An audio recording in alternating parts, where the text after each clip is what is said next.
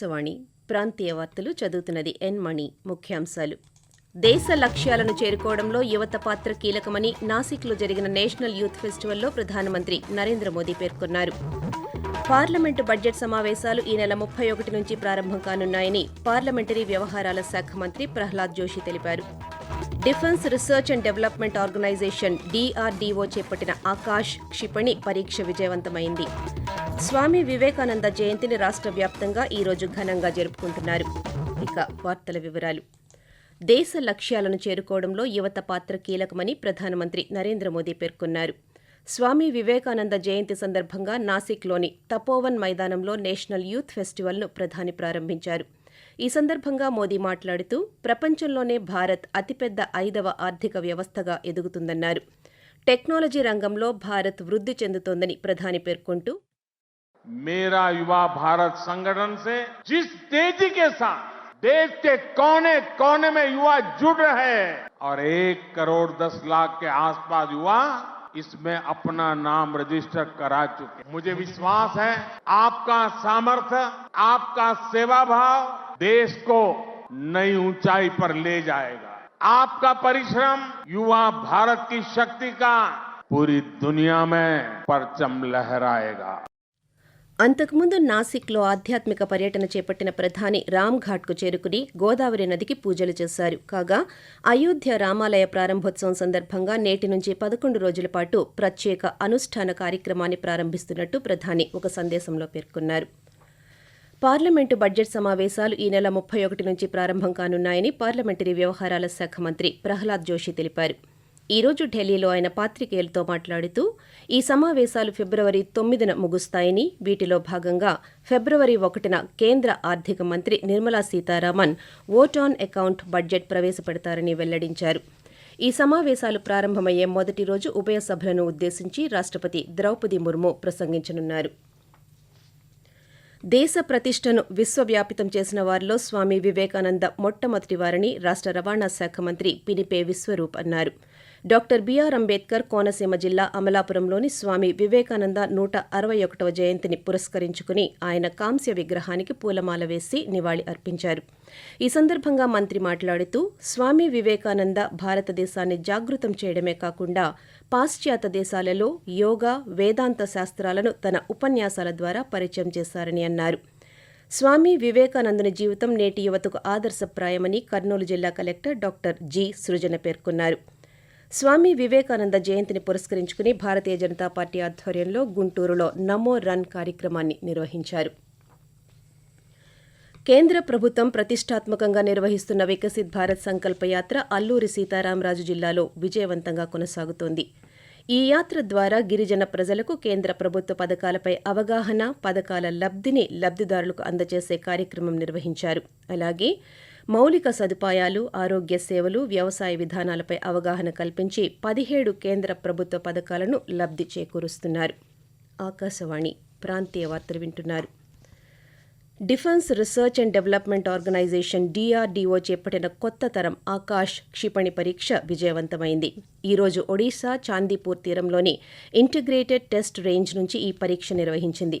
అతి సమీపం నుంచి అత్యంత వేగమైన మానవరహిత వైమానిక లక్ష్యానికి వ్యతిరేకంగా ఈ పరీక్ష చేపట్టారు.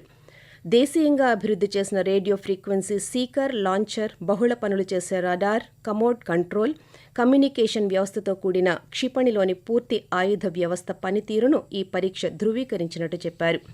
పరీక్ష విజయవంతం కావడంతో కేంద్ర రక్షణ మంత్రి రాజ్నాథ్ సింగ్ DRDO అధికారులను అభినందించారు. జగనన్న ఆరోగ్య సురక్ష కార్యక్రమంలో గుర్తించిన రోగుల వైద్య చికిత్సలపై ప్రత్యేక దృష్టి పెట్టాలని ముఖ్యమంత్రి వైఎస్ జగన్మోహన్ రెడ్డి అధికారులను ఆదేశించారు. వైద్య ఆరోగ్య శాఖపై తాడేపల్లిలోని క్యాంపు కార్యాలయంలో ముఖ్యమంత్రి ఈరోజు సమీక్ష నిర్వహించారు. ఈ సందర్భంగా మాట్లాడుతూ దీర్ఘకాలిక వ్యాధులతో బాధపడుతున్న వారికి సకాలంలో మందులు పంపిణీ చేయాలని, అవసరమైన వారికి క్యాంపుల ద్వారా వైద్య సేవలు అందించాలని సూచించారు. ఆరోగ్యశ్రీ పథకం వినియోగంపై విస్తృత ప్రచారం చేపట్టాలని తెలియజేశారు. ఈ సమావేశానికి ప్రభుత్వ ప్రధాన కార్యదర్శి డాక్టర్ కెఎస్ జవహర్ రెడ్డి, మంత్రి విడదల రజని, ఇతర ఉన్నతాధికారులు హాజరయ్యారు. రాష్ట్రంలో క్రీడల అభివృద్ధికి ప్రభుత్వం విశేషంగా కృషి చేస్తోందని రాష్ట్ర వ్యవసాయ శాఖ మంత్రి కాకాణి గోవర్ధన్ రెడ్డి అన్నారు.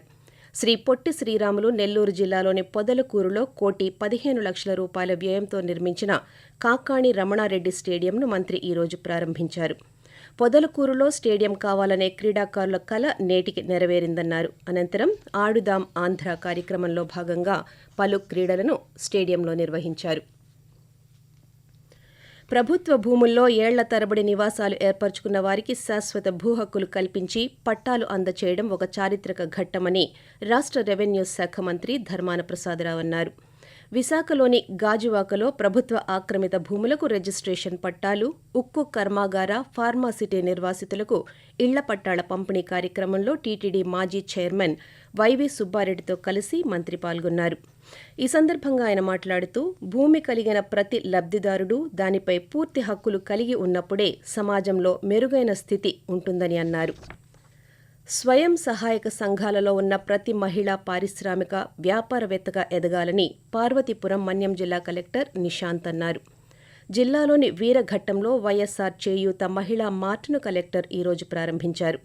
ఈ సందర్భంగా ఆయన మాట్లాడుతూ మహిళా సంఘాలు బలోపేతం అయ్యాయి అనడానికి ఈ మార్ట్ నిదర్శనం అన్నారు.